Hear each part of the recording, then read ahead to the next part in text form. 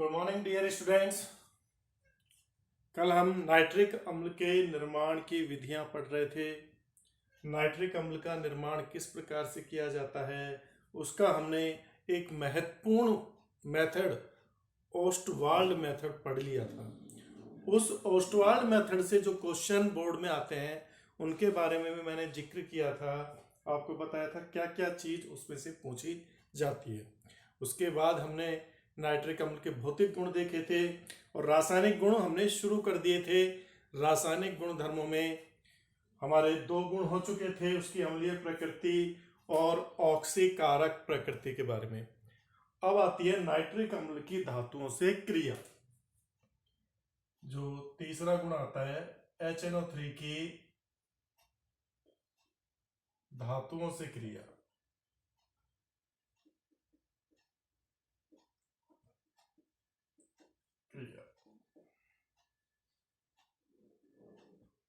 तो देखिए ये लगभग सभी धातुओं से क्रिया करता है, केवल गोल्ड और प्लेटिनम को छोड़कर।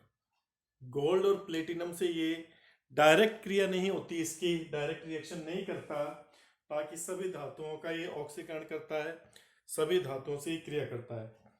पहले हम इसकी क्रिया देखते हैं कॉपर से।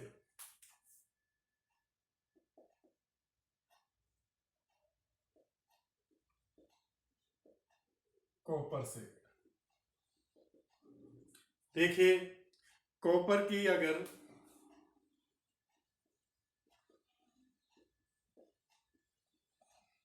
यहाँ पर जो नाइट्रिक अम्ल लिया जाता है वो इस बार अपन ने लिया है ठंडा व तनु। ठंडा व तनु नाइट्रिक अम्ल लिया है। इसकी क्रिया कराते हैं तो कॉपर नाइट्रेट बनेगा। एक तो क्या बनेगा आपका कॉपर नाइट्रेट, या अपन इसको क्यूप्रिक नाइट्रेट भी बोलते हैं। कॉपर की ऑक्सीडेशन स्टेट है जो +2 रहती है, CuNO3 का होल ट्वाइस। अब मैंने कल ही बताया था जब तनु नाइट्रिक अम्ल ऑक्सीकरण करता है किसी चीज का तो कौन सी गैस मुक्त होती है? NO, nitric oxide, NO gas मुक्त होती है। नाइट्रोजन मोनोऑक्साइड भी बोलते हैं। तो इसमें NO गैस भी मुक्त होगी और +4H2O। इसी कॉपर की क्रिया अगर मैं किससे कराता हूं? गरम व सांद्र नाइट्रिक अम्ल से। अब की बार मैंने नाइट्रिक अम्ल कैसा लिया है? गरम और सांद्र। तो बनेगा तो यही CuNO3 का होल ट्वाइस। पर नाइट्रोजन मोनोऑक्साइड की जगह कौन सी गैस आएगी आपकी बार? Nitrogen dioxide, 2NO2 +2H2। तो ये आपके कॉपर की क्रिया हो गई। ये किसकी क्रिया हो गई? आपके कॉपर की क्रिया हो गई। किससे? कॉपर नाइट्रिक अम्ल से। क्या प्राप्त होगा? Copper nitrate. बस आपको इतना याद रखना है। देखो बाकी चीज सेम है, दोनों से कॉपर नाइट्रेट मिल रहे हैं, लेकिन जब तनु नाइट्रिक अम्ल से क्रिया कराते हैं तब तो नाइट्रोजन मोनोऑक्साइड मुक्त होती है, और जब सांद्र नाइट्रिक अम्ल से क्रिया कराते हैं तो नाइट्रोजन डाइऑक्साइड गैस मुक्त होती है। ये आपको याद रखना है। इसलिए कल मैंने जो लास्ट में ऑक्सीकारक गुण बताया था उसमें मैंने दोनों रिएक्शन लिखी थी। तनु नाइट्रिक अम्ल के भी ऑक्सीकरण की रिएक्शन लिखी थी और सांद्र नाइट्रिक अम्ल के ऑक्सीकरण की भी रिएक्शन लिखी थी। दोनों में नवजात ऑक्सीजन मुक्त होती है, बता दिया था। वो नवजात ऑक्सीजन ही इनका क्या करती है? ऑक्सीकरण करती है। ओके, देखो यहां पर ये इनकी ऑक्सीडेशन स्टेट 0 है, लेकिन यहां पर ये +2 में आ गई। दूसरी इसकी रिएक्शन देखते हैं जिंक से Zn से भी इसी तरीके से 4Zn + 10HNO3। नाइट्रिक अम्ल ठंडा व तनु। पहले ठंडे व तनु से कराते हैं। ठंडे व तनु नाइट्रिक अम्ल से इसकी क्रिया कराते हैं तो हमें 4Zn का NO3 का O2, zinc nitrate, nitrogen monoxide gas मुक्त होगी,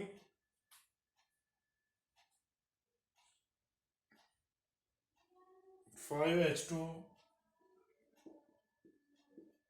5 जल के अणु मुक्त होते हैं,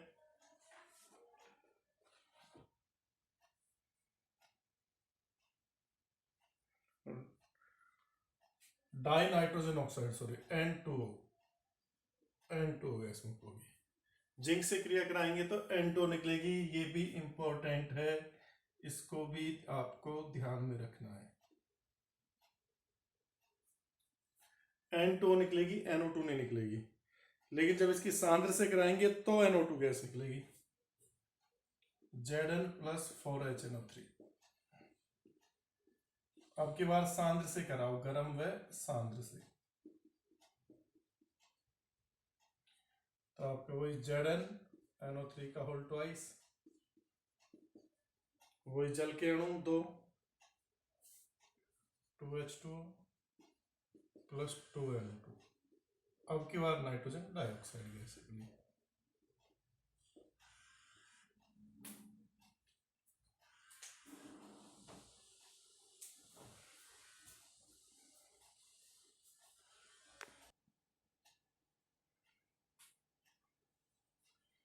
हाँ भाई, इसका स्क्रीनशॉट ले लीजिए, फिर अगले RN से और AG से और इसकी क्रिया देखेंगे।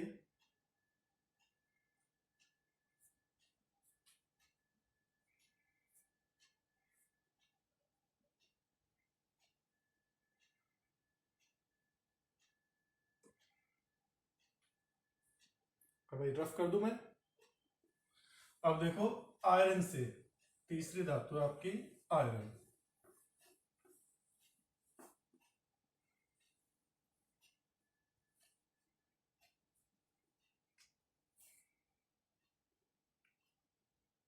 आयरन से क्रिया, आयरन से भी क्रिया वही सीमित रूप से सांद्रित और अति तनु विलीनों की कराते हैं अपन। Fe प्लस 6HNO3, ये सांद्र है, सीमित रूप से सांद्रित है, तो वही फेरस नाइट्रेट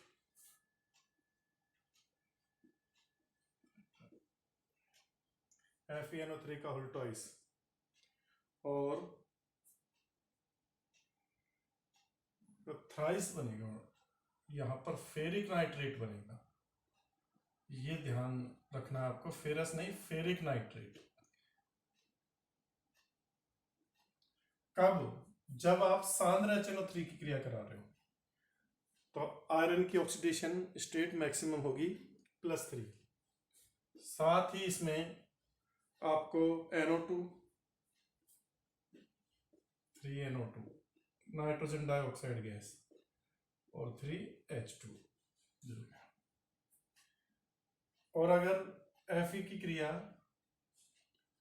तनु नाइट्रिक अम्ल से कराते हैं, तनु नाइट्रिक अम्ल से,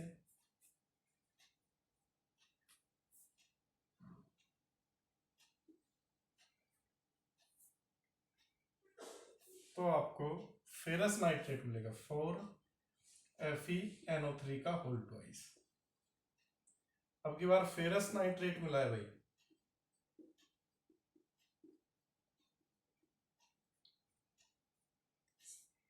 अमोनियम नाइट्रेट NH4NO3 साथ ही H2, ये इसके आपको उत्पाद मिलते हैं।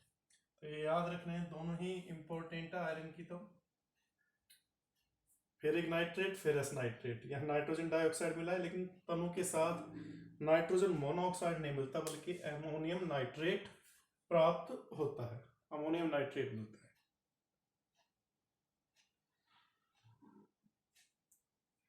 H2 संतुलित और करने पड़ेगी, 3H2 है। फिर देखिए Ag से क्रिया, सिल्वर से क्रिया,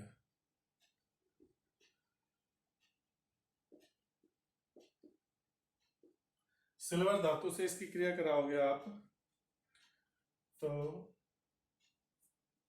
पहले Ag की सांद्र नाइट्रिक अम्ल से कराते हैं। तो सिल्वर नाइट्रेट AgNO3,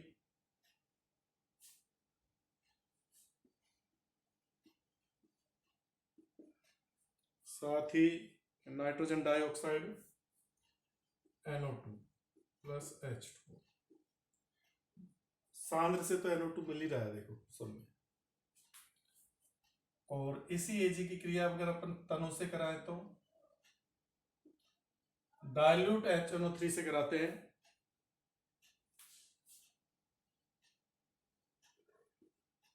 तो आपको 3AgNO3, silver nitrate, nitrogen monoxide और H2 मिलेगा जब आप किससे कराओगे? तनु से। तो ये नाइट्रिक अम्ल की धातुओं से क्रिया हो गई, या धातुओं का ऑक्सीकरण हो गया। नाइट्रिक अम्ल द्वारा धातुओं का ऑक्सीकरण। स्क्रीनशॉट ले लीजिए इसका।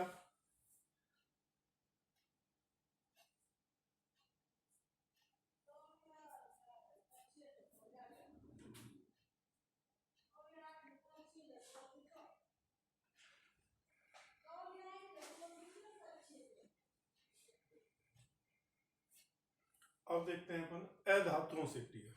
अच्छा, उससे पहले एक छोटा सा टॉपिक और है, उसको बता देता हूं मैं। उसके बाद अपन अधातुओं से इनकी क्रिया देखेंगे।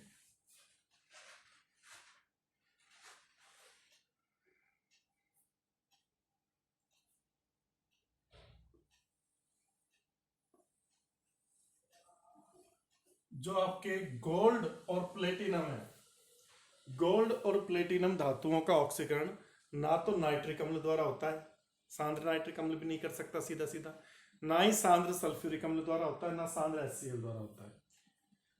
इनका डायरेक्ट ऑक्सीकरण नहीं होता, ये क्रिया नहीं करते अम्ल से। लेकिन एक मिश्रण होता है अम्लों का, प्रबल अम्लों का मिश्रण, जिसके द्वारा इनका ऑक्सीडेशन हो जाता है, ये क्रिया करने लगते हैं। तो उसी के बारे में है ये। तो अब गोल्ड और प्लेटिनम से क्रिया, जो आपका लास्ट है AU व PT से क्रिया।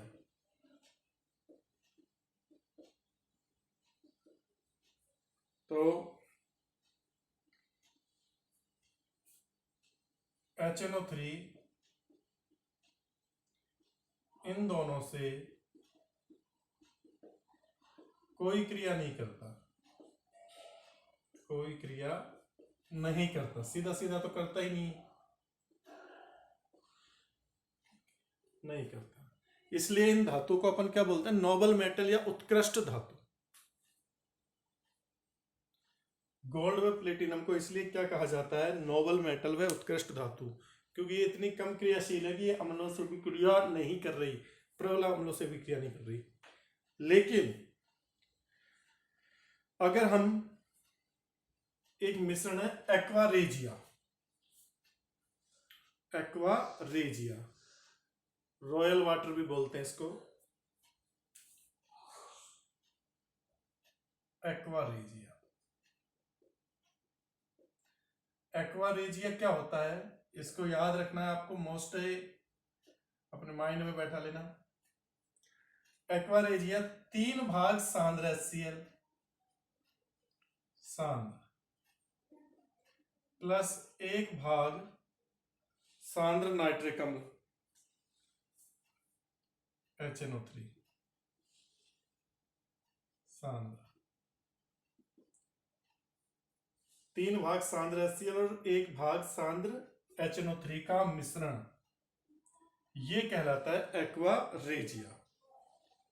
इन दोनों को बोलते हैं 3:1, ये कहलाता है आपका एक्वारेजिया। इन दोनों को जब मिलाया जाता है, इनका जो ताजा मिश्रण बनता है वो एक्वारेजिया कहलाता है, दोनों को मिलाने पर, जिसमें आपको नाइट्रोसिल क्लोराइड NOCl, नवजात क्लोरीन मुक्त होती है इसमें, प्लस 2Cl, नवजात क्लोरीन, जो कि अत्यधिक क्रियाशील होती है, यही क्रिया करती है धातु के साथ। इस मिश्रण को बोला जाता है एक्वारेजिया। 3 भाग सांद्र HCl व 1 भाग नाइट्रिक अम्ल का ताजा बना मिश्रण एक्वारेजिया कहलाता है। इसमें वो धातुएं भी क्रिया कर लेती हैं जो सीधे सीधे इनसे अलग अलग क्रिया नहीं करती। जैसे गोल्ड और प्लेटिनम है, ये ना तो नाइट्रिक अम्ल से क्रिया करती हैं ना HCl से क्रिया करती हैं, लेकिन इस मिश्रण में अगर डाल देंगे तो ये दोनों इससे क्रिया करने लग जाती हैं। जैसे AU है, नवजात क्लोरीन है जो इसका ऑक्सीडेशन कर देगा और ये AuCl3 में बदल जाएगी और एक क्लोराइड में, और AuCl3 है जो फिर HCl में घुल जाएगा और क्या बना देगा आपका क्लोरोओरिक अम्ल HAuCl4, क्लोरोओरिक अम्ल। ठीक है भाई। और अगर प्लेटिनम की इससे क्रिया कराते हैं तो ये बनाता है PtCl4, और ये PtCl4 है जो यही आपके हाइड्रोक्लोरिक अम्ल में घुल जाती है और क्लोरोप्लेटेनिक अम्ल बनाती है H2PtCl6, क्लोरोप्लेटिनिक अम्ल। तो देखो ये रिएक्शन बहुत इंपॉर्टेंट है, आपको याद रखनी है ये कि एक्वारेजिया में उत्कृष्ट धातुएं क्यों घुल जाती हैं, क्योंकि नवजात क्लोरीन बनती है जो कि बहुत ज्यादा रिएक्टिव होती है। ये गोल्ड और प्लेटिनम से भी डायरेक्ट क्रिया कर लेती है और इनका ऑक्सीडेशन कर देती है। तो सीधा सीधा ऑक्सीडेशन नहीं होता गोल्ड और प्लेटिनम का, लेकिन एक्वारेजिया के द्वारा होता है। ठीक है ना। तो एक्वारेजिया में ये दोनों धातुएं क्या हैं, घुलनशील है। क्यों घुलनशील है पता लग गया आपको, स्क्रीनशॉट ले लीजिए, इंपॉर्टेंट है ये।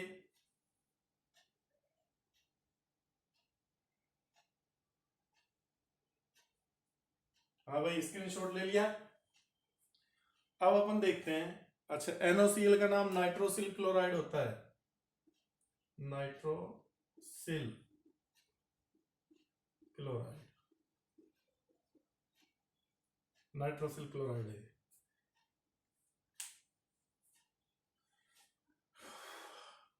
अब इसकी अधातुओं से क्रिया देखते हैं HNO3 की। ये तो हो गई धातुओं से क्रिया, अब अधातुओं से क्रिया।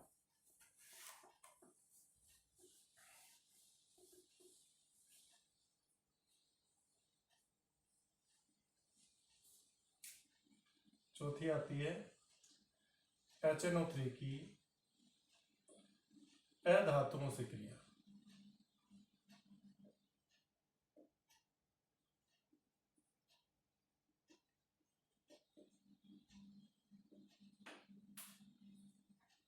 अधातुओं से क्रिया।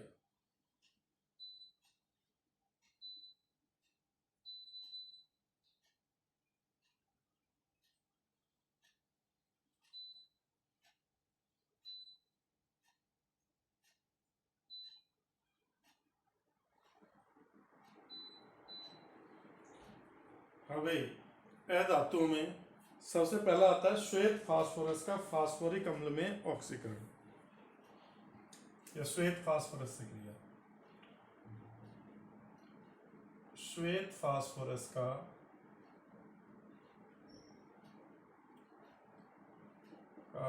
फास्फोरिक अम्ल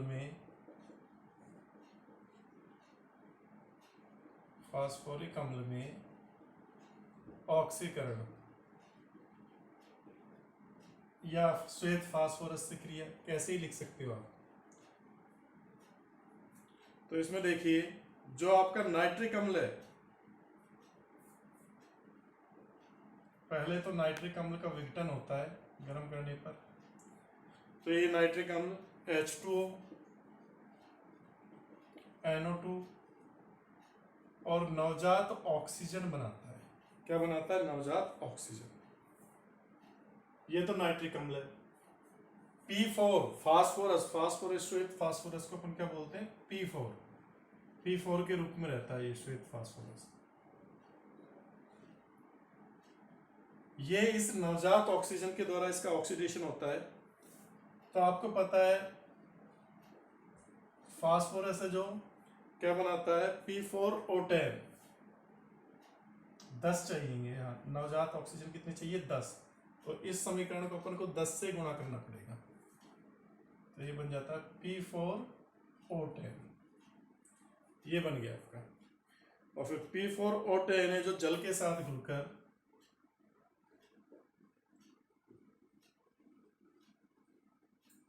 फास्फोरिक अम्ल बनाता है H3PO4।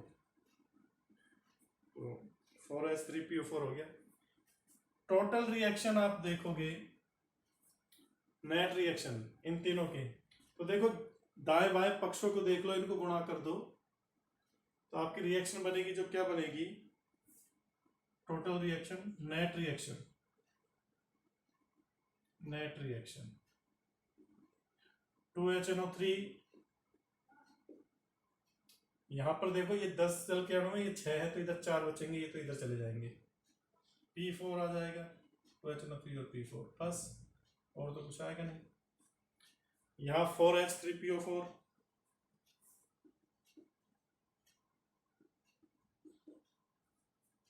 और 10NO2। वैसे इस इक्वेशन को गुणा करोगे तो 10NO2 और आपके 4H2। इधर 10H2 है, 6H2 कट जाएंगे तो 4H2 बचेंगे, और 10O से कट जाएंगे, खत्म हो जाएंगे। तो ये रिएक्शन हो जाती है। ये श्वेत फास्फोरस का फास्फोरिक अम्ल में इस प्रकार से ऑक्सीकरण होता है, उसकी रिएक्शन है। स्क्रीनशॉट ले लीजिए इसके।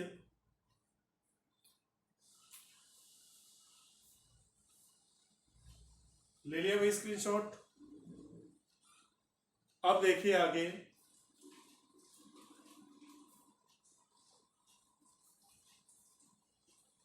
दूसरी आती है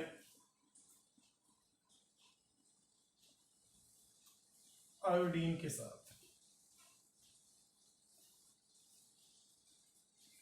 आयोडीन का आयोडिक अम्ल में, आयोडीन का आयोडिक अम्ल में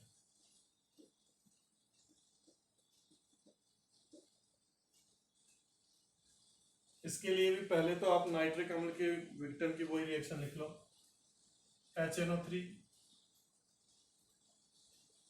विघटन होगा, आपको जल का अणु और NO2 प्राप्त होगा, H2 और NO2, और साथ ही नवजात ऑक्सीजन। अब इसको किस गुणांक से गुणा करना है, ये आयोडीन की क्रिया से पता लगेगा। ये तो फर्स्ट रिएक्शन होगी। सेकंड रिएक्शन में क्या होगा? I2 की क्रिया नवजात ऑक्सीजन से कराते हैं। अब बनेगा I2O5, यहां 5 से गुणा होगी I2O5, तो इसको भी 5 से गुणा कर दो। और थर्ड में I2O5 है जो आयोडीन पेंटाऑक्साइड जल में घुलेगा, और जल में घुल के एक कौन सा अम्ल देगा? आयोडिक अम्ल, तो HiO3 आयोडिक अम्ल। अब इनको नेट रिएक्शन लिख लो, नेट रिएक्शन लिख लो, कट पीट लो, जो कट पीट रहा है दाएं बाएं पक्ष में। देखो 5 दूनी 10, 10HNO3 तो आएगा ही,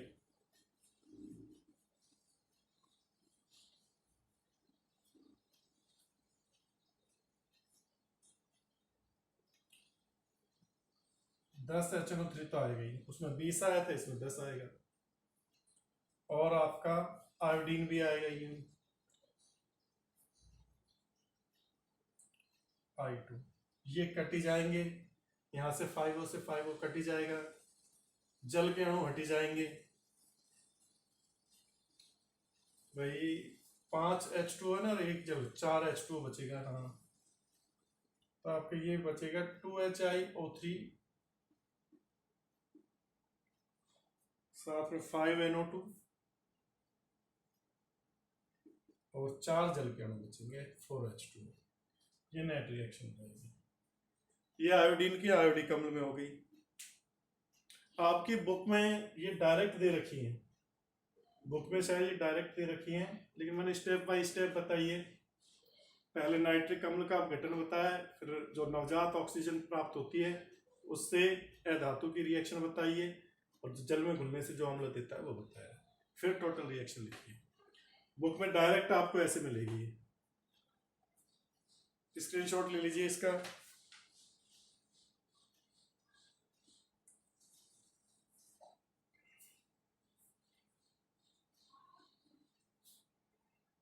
इसके बाद देखिए आगे,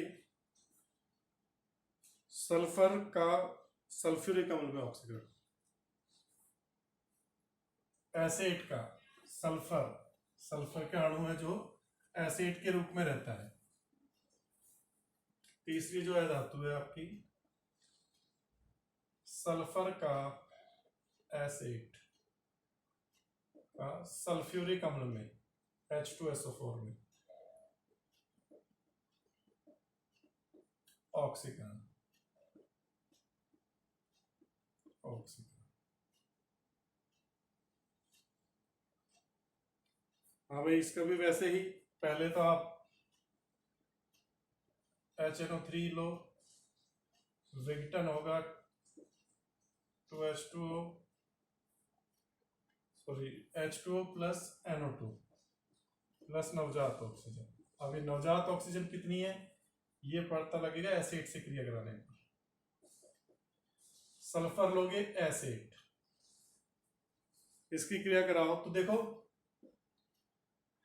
एसिड SO3 बनाता है तो 8 या 24, कितनी ऑक्सीजन चाहिएगी अपन को? SO3 बनाया है, 8 ऑक्सीजन है, 8 या 24, 24, तो इसका मतलब मुझे 24 से गुणा करना पड़ेगा इसको, 24 से। फिर तीसरे में जो आपका SO3 है, ये 8SO3 जल में घुलेगा, ठीक है ना। इसके भी जल के भी 8 ही अणु चाहिए, और क्या बन जाएगा 8H2SO4। नेट रिएक्शन लिख लो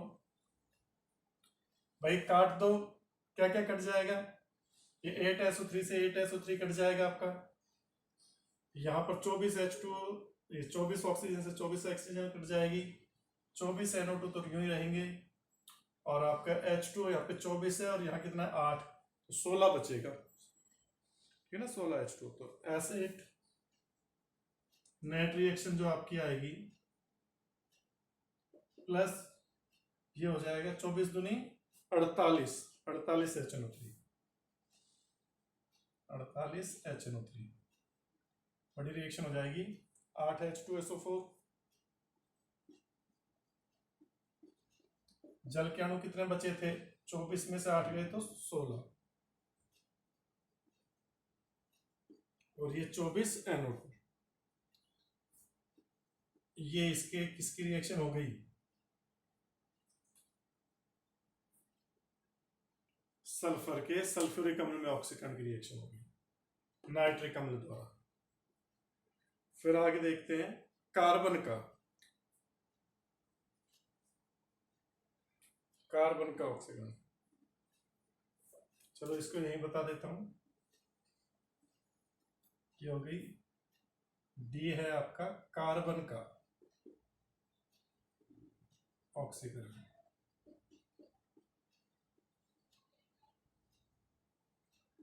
सबसे पहले तो वही नाइट्रिक अम्ल को तोड़ लो आप लोग, 2HNO3 विघटन होगा H2O और NO2 में, साथ ही नवजात ऑक्सीजन। अब कितनी नवजात ऑक्सीजन चाहिए वो अपन को पता लगेगा जब कार्बन से क्रिया कराएंगे। कार्बन है जो ऑक्सीजन से क्रिया करता है, आपको पता है CO2 बनाता है 2, तो यहाँ पे 2 से गुणा कर दो इसको, CO2। और CO2 का तो आपको पता ही है भाई। टोटल रिएक्शन लिखो, क्या लिखोगे टोटल रिएक्शन? C प्लस 2 दूनी 4 4HNO3। क्या क्या कट जाएंगे यहाँ पर? तो आपका CO2, 2H2O और 2NO2 ये मिलेगा। तो ये कार्बन से, ये आपकी अधातुओं से क्रिया हो गई किसकी? नाइट्रिक अम्ल की।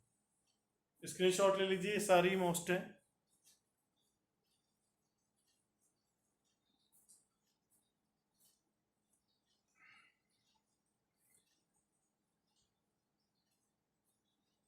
हाँ भाई ले लिया स्क्रीनशॉट। अब देखिए आगे,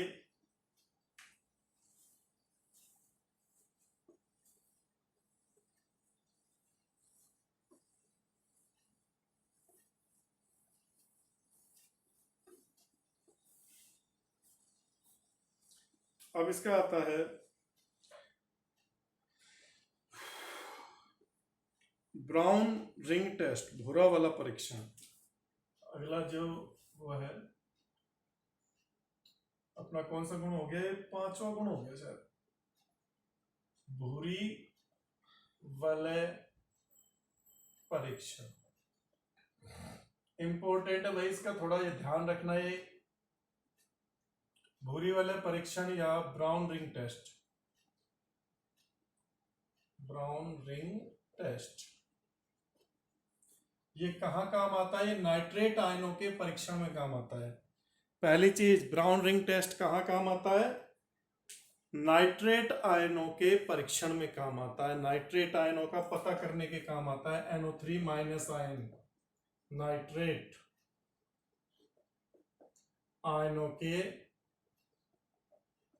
परीक्षण में प्रयुक्त होता है, परीक्षण में प्रयुक्त। ठीक है भाई। इसमें क्या किया जाता है? एक परख नली में हम, जिसमें नाइट्रेट आयन युक्त जलीय विलयन होता है, उसमें फेरस सल्फेट विलयन डालते हैं, तनु फेरस सल्फेट का विलयन डालते हैं, और उसके बाद उसमें थोड़ा सा सांद्र सल्फ्यूरिक अम्ल मिला लेते हैं। क्या करना है? नाइट्रेट आयन युक्त जलीय विलयन में पहले तो तनु FeSO4 डालना है, तनु फेरस सल्फेट का विलयन डालना है, और इसको मिलाना। फेरस सल्फेट मिलाने के पश्चात आपको क्या डालना है? H2SO4 सल्फ्यूरिक अम्ल, सांद्र H2SO4 ये काम करना है आपको। ठीक है भाई, ये काम करोगे तो देखो क्या तो रिएक्शन होगी और कहां से वो बनेगी। जो आपके NO3 माइनस आयन होते हैं ये क्या करते हैं? यहां पर Fe+2 ऑक्सीडेशन स्टेट में, फेरस सल्फेट में Fe+2 ऑक्सीडेशन स्टेट में, तो इसका ऑक्सीकरण कर देते हैं और ये अम्ल से जो H+ आयन प्राप्त होगा, तो NO3 माइनस तो NO में बदल जाता है। यहां आपको 3Fe+3 प्राप्त होता है, फेरिक आयन, और साथ ही H2O जल का अणु।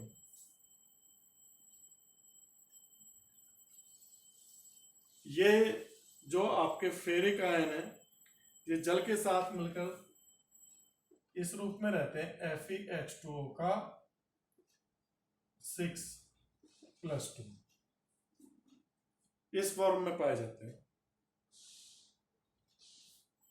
यहां पर जो आपका नाइट्रिक ऑक्साइड है, नाइट्रोजन मोनोऑक्साइड, एक जल के अणु को निकाल देता है और ये वाला संकुल बना लेता है। कौन सा संकुल?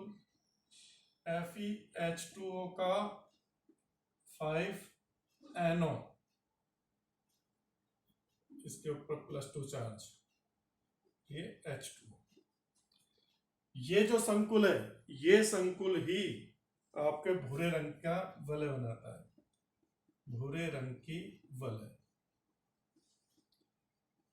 जब परख नली में जिस स्थान पर जैसे ही आप ये सल्फ्यूरिक अम्ल डालते हो ना, तो ये भूरे रंग की वलय बन जाती है मिलने के स्थान पर। वही पहचान होती है कि उस विलयन में क्या है, नाइट्रेट आयन उपस्थित है। तो इसमें से क्या क्या क्वेश्चन आता है भाई? Brown test, brown ring test किसके लिए किया जाता है? नाइट्रेट आयनों के लिए किया जाता है। ठीक है, कैसे कैसे करेंगे? एक तो अपना जो जिसका टेस्ट करना है वो नमूना ले लिया, मतलब नाइट्रेट आयन युक्त जलीय विलयन। उसमें पहले तो फेरस सल्फेट का विलयन मिलाते हैं और फिर सांद्र H2SO4 मिला देते हैं थोड़ा सा। तो जैसे ही सांद्र H2SO4 मिलाओगे तो ये संकुल बन जाता है जो भूरे रंग की वलय के रूप में उपस्थित हो जाता है वहां। यही नाइट्रेट आयनों की उपस्थिति को बताता है। यहां पर ध्यान देने योग्य बात क्या है भाई? इसमें क्या ध्यान देने योग्य बात है? पहली बात तो ये कि इसमें FeB+1, Fe की ऑक्सीडेशन स्टेट +1 है और NO की भी ऑक्सीडेशन स्टेट क्या है? +1 है। ये ध्यान रखना, NO अपने इलेक्ट्रॉन इसको दे देता है जिससे इसकी +2 की बजाय क्या हो जाती है? +1, और NO इलेक्ट्रॉन देता है इस कारण NO की क्या हो जाती है? +1। तो दोनों की +1+1 तो ये +2 हो जाता है। ये ध्यान रखना, ये इसकी रिएक्शन है, इंपॉर्टेंट है ये चीज आपके माइंड में जरूर रहनी चाहिए।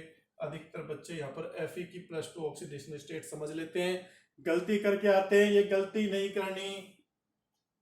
आयरन की ऑक्सीडेशन स्टेट +1 है क्योंकि नाइट्रोजन मोनोऑक्साइड भी +1 ऑक्सीडेशन स्टेट में है। यहाँ पर ये नाइट्रोजन मोनोऑक्साइड है ना जो आपका नाइट्रोनियम आयन, ये किसकी तरह कार्य कर रहा है? धनात्मक, एक धनात्मक लिगेंड की तरह कार्य कर रहा है। लिगेंड पर कैसा है? धनात्मक वाला है। ठीक है भाई, तो ये आपका भूरी वाला परीक्षण हो गया। यहाँ पर आपके नाइट्रिक अम्लों के गुण समाप्त हो जाते हैं। अब नाइट्रिक अम्ल का उपयोग है, आज ये टॉपिक पूरी तरह से समाप्त हो जाएगा। बड़ा टॉपिक था नाइट्रिक अम्ल का, लास्ट उसमें आ गए हम। स्क्रीनशॉट ले लेना भाई इसका।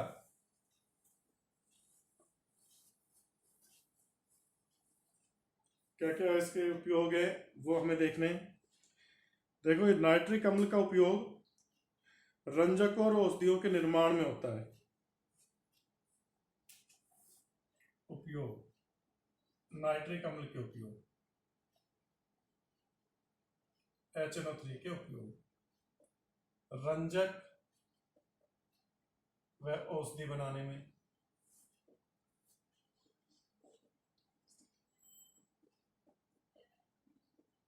दूसरा, नाइट्रोसेलुलोज बनाने में।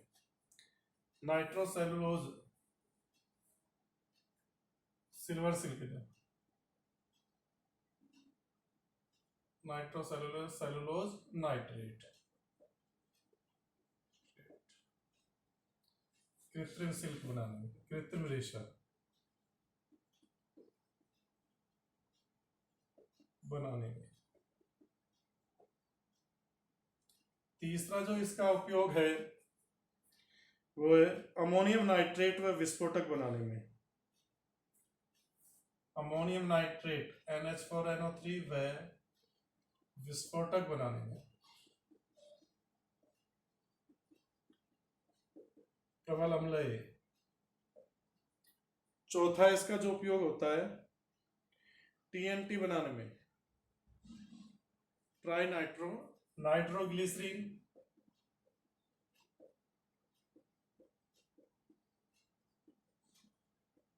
व TNT बनाने में। ऑर्गेनिक केमिस्ट्री में आएगा ये ट्राइनाइट्रोटोलुइन। ट्राइनाइट्रोटोलुइन ये होता है इसका फॉर्मूला। ये तो टोलुइन है, इसके और OMP पर क्या लगा दो? NO3। ये है TNT। बनाने में इसका उपयोग है, TNT बनाने में। और इसका उपयोग होता है धातुओं के निक्षारण व रॉकेट ईंधन में।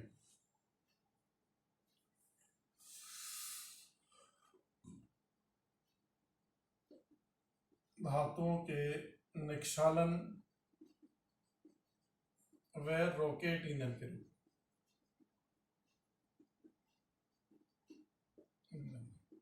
ये इसका उपयोग है जो आपको ध्यान रखने, मेन उपयोग। तो यहां पर अपना नाइट्रोजन के कंपाउंड खत्म हो गए आज। नाइट्रिक अम्ल सबसे बड़ा जो था टॉपिक वो खत्म हो गया और नाइट्रोजन के कंपाउंड खत्म हो गए। कल से हम नाइट्रोजन के नीचे ही जो दूसरा सदस्य है फास्फोरस, उसके यौगिकों के बारे में पढ़ेंगे, फास्फोरस के यौगिकों के बारे में। ओके, आप लोग एक वीडियो जो आप देखते हो, समझते हो, उस पर कमेंट्स कीजिए, लाइक कीजिए, ज़्यादा से ज़्यादा लाइक और कमेंट कीजिए, जिससे हमारे चैनल को और ज़्यादा सब्सक्राइबर मिले।